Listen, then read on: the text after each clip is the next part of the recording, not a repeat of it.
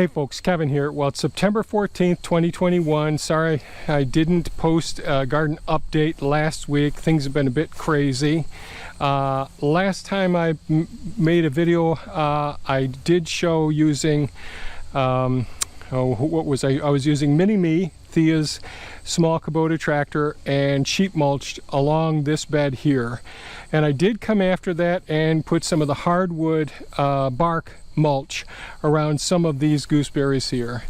I still have some more work, touch-up work down here with the rest of the gooseberries, but I've shown that a few times. I really haven't done anything else with it yet. I've just gotten behind. One of the things we've been doing is we've been sorting through a lot of our possessions, things that we have, and one of the possessions that we were getting rid of was a granite countertop and island, and I had it posted on Craigslist and Facebook Marketplace. And last week, just over a week ago, a gentleman came, picked it up, but he came by himself, and moving those large pieces of granite really did hurt my back, so I've been out of it and just gradually getting started yesterday and today, so I'm not getting much done. But I have come out and done little bits in between. So in this row right here, we had broccoli along in this row, and I'll show you when we get to the central garden what we're doing with these beds, but I have yet to clean this area up. And over here we have the cauliflower that was growing over here, so I got all of the cauliflower out as well. And I still have to pull up the drip tapes here and weed this, and I need to seed this whole area as well. Thea came out today and harvested a whole lot of the beans, the Scarlet red runner beans, and so that's really worked out. And this thing's just so productive. It's worked out so well, just absolutely fantastic. We just love these Scarlet red runner beans, and this variety will go right up until the frost. And those big hardware cloth 4x4 trays that we have, Thea's got 3 of those filled up just from today's harvest, and some of the red kidney beans. I'll get to those in a moment. These are the red currants in this area here. Hopefully I'll make a video and show you how I'm going to deal with those for this winter as well. Blueberry plants, they've all been done for a while, doing really well. I still haven't gotten back to weeding over here again in the honeyberries. I need to get those weeded, and I need to clean up the beds, and I'll show you what I mean in a couple of minutes. But so far, I say, all things considered, pretty happy with the progress this year. As far as the productivity of our gardens, I guess we'd have to give it 4.5 to maybe even 5 stars out of 5 stars. We really produced tons of broccoli, and we had 2 beds of broccoli, this bed and one over in the central garden. But we had already filled up our freezers, and bear with me one second here. Oh, I did get another, this is a stationary diesel fuel tank, so I got a farm tank here as well, because of doing all the work that I've been doing with the heavy equipment down in the forest. One of my goals over the next couple of years is to get a lot more done down in the forest. So with the freezers, we actually ordered another freezer this week. So we currently have 6 freezers and 3 refrigerator freezers.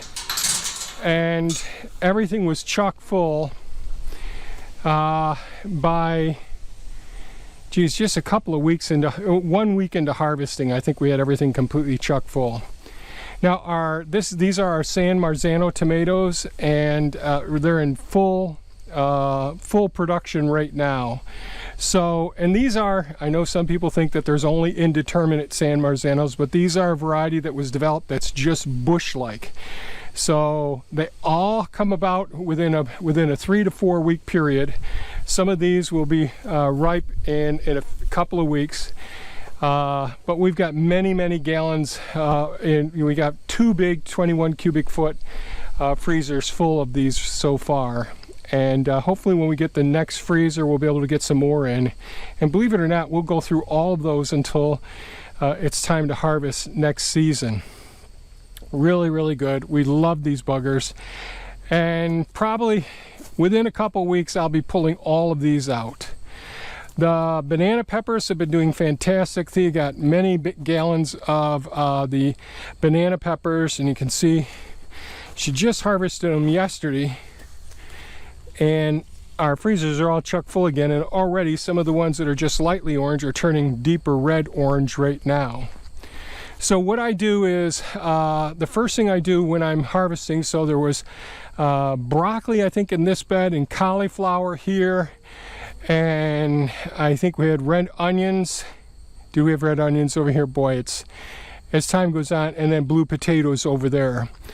So one of the things that I'll go through the process that we go through with these raised beds in just a second, but it just dawned on me, one of the things we ended up doing was emptied out our 2017 and I think 2018 frozen, and went down to the root cellar and got a lot of those. So all of our frozen, we got a couple years worth of excess frozen food, dehydrated food, and canned food underneath those wood chips. The other thing I did do was all of the cauliflower and all of the broccoli, even though they had big beautiful heads on the cauliflower, I didn't think they were going to produce, but they did produce some really big beautiful heads and some small heads as well.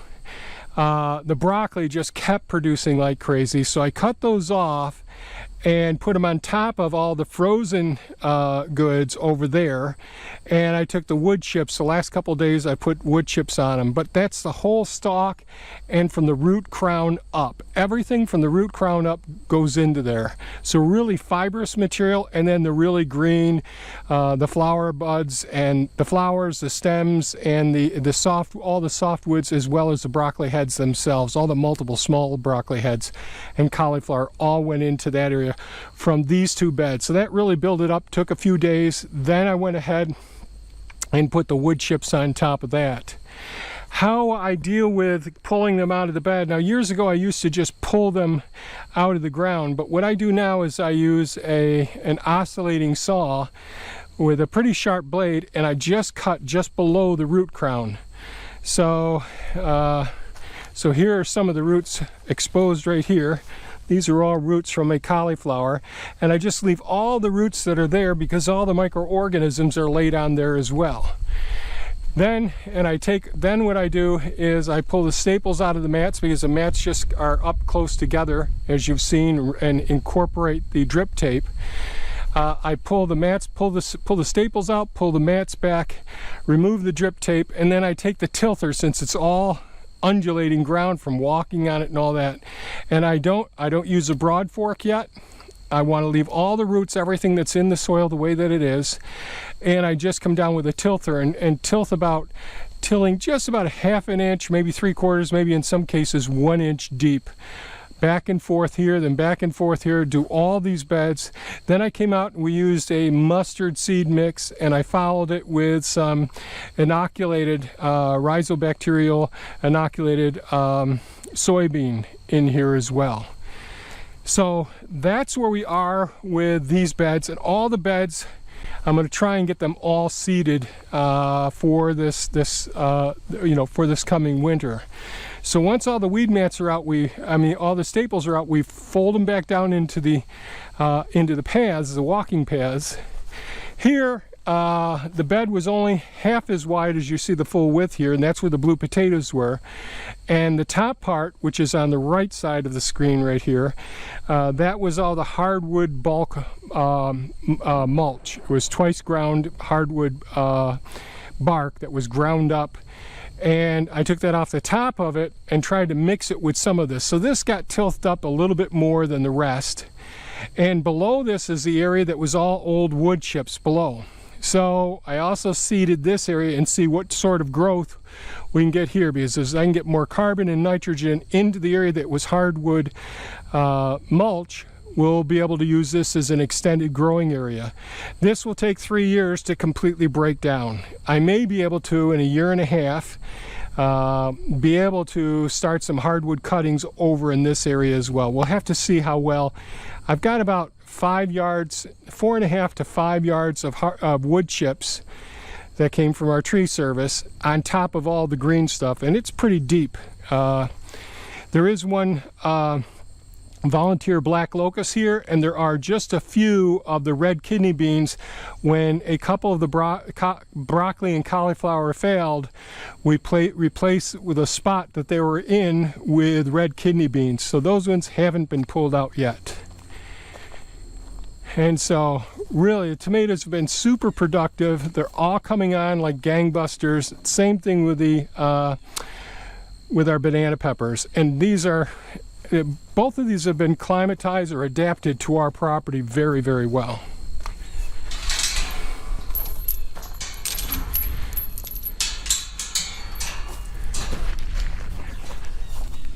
Now as we go to the eastern garden plot, I tried to do a little bit of cleaning up out here today. Thea harvested, like I said, some of the scarlet red runner beans and the red kidney beans.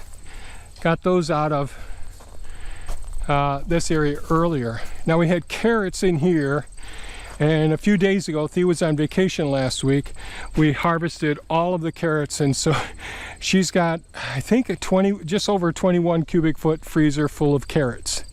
And we shred them and we dice them into little discs, thin discs. So the discs will go into soups and all. The shredded ones, they can go into soups and stews as well. But what I like them for is on our wraps and in salads and all. So they'll be used throughout the winter. So these were both areas. This was the bed where the carrots failed. The what is it? Not Red Dawn. I can't remember the name of the carrots. None of the seeds germinated in the carrots in here, and we had red onions alongside of it. So Thea harvested the red onions about 2 weeks ago.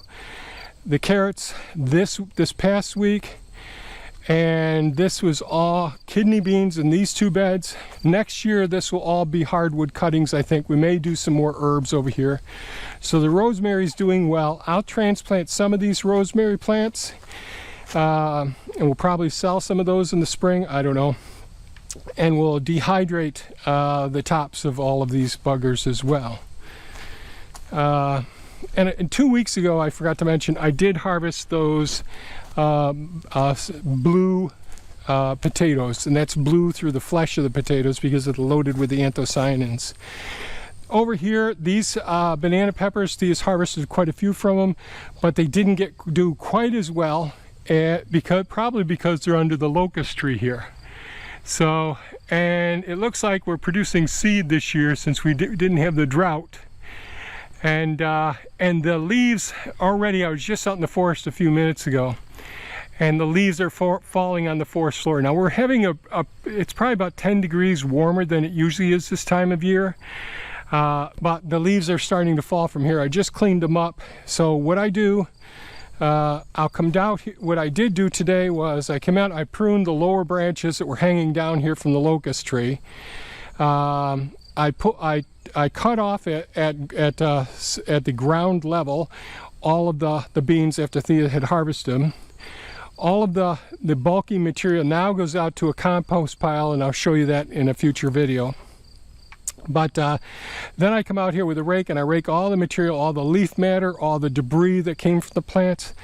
I clean all the area off the weed mats, bring it down to this end. I weed whacked here today. I let that sit out for several hours in the sun today on the black weed mats. That fried a lot of it. I've got a lot more to do in this area. But then the next thing, then I use the leaf blower, the battery operated leaf blower, to blow as much of the material down here. Piled all this stuff out, took it with Mini-Me out to the compost pile. Next thing, after getting this all blown off, and there'll be leaves on this, there'll be within a week's time there'll be a good inch of material from the tree. So I do want that along with starting the seeds. So I'm going to pull all of the staples out, the garden staples, the weed mat staples out of all of these beds, pull back the weed mat so that they're laying right down in the center. I may even do around these banana peppers as well in this bed. And then I'll run the tilther just gently. I'll remove the drip tape. I'll run the tilther down over just the surface of it. Even though I've walked on these beds and they're really firm, I want to let the roots of the mustard seed and the soybean to get down in here and penetrate. So I'll open these beds up, let the soil start soaking up more carbon from the rest of the sunlight that we got the rest of the season, and get a cover crop in each one of these beds. I'll do the same thing over here. Probably this week I'll harvest these russet potatoes.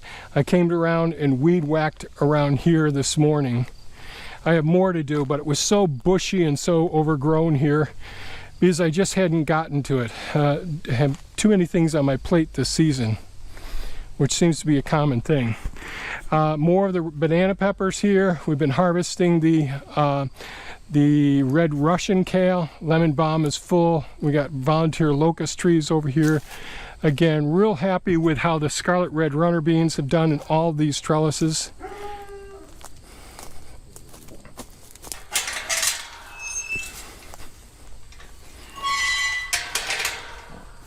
So we only planted the scarlet red runner beans on this trellis this season. I still didn't get in here and clean up in the center of this. Maybe next year we'll start some hardwood cuttings in here as well. I don't know, we'll have to see. The sweet potatoes, they look like they're doing very well this season. Haven't had any more deer problems in this area. You know the story with the strawberry plants, and we've got to get this weeded because all of these weeds are going to seed right now. So hopefully tomorrow I'll be able to get in here and get some weeding done.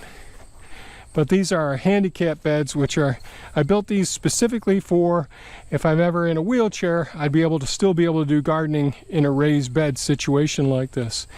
Here are these are examples of our what are these? These are the cross between the gooseberry and the black currants, hostaberries, Jostaberry. On this side, there are a few of this right here is one of the high bush cranberry bushes, and there's a few of the Illinois mulberry trees on the other side as well. Have to do some more weeding in here, and I need to really prune these buggers back before too long, and I need to get these weeds out of the strawberry bed as well. Our raised gutter, our rain gutter, that's loaded with weeds now, so I got to get these out of here, got to get them out of our citrus as well. I weed whacked around here this morning. These are the black currants in this area. They're doing pretty well. This is where the horsetail, this darn horsetail is so aggressive, and it does extremely well. The vetch and the horsetail, and I don't have a problem with the vetch being in there, even though it takes off like crazy, because with all this carbon here, the vetch is going to really help with the nitrogen. The sage, we've been talking about trying to get out here and getting some of this dehydrated, but we may not get to this. We'll have to see how things will go. So all of the lavender is just about done here. God, I love these aromas. Lavender, thyme, there's thyme there, and we got lots of thyme up front in our herb garden up front. And there we are. So our thyme, lavender, and sage in this bed. And this winter we'll start doing some more reassessment of how things will go. We're both pretty tuckered. We've been producing way more than we can consume, and in this area, you know, I put our garlic on Craigslist and on Facebook Marketplace, and I put it at half the price that I bought the seed for.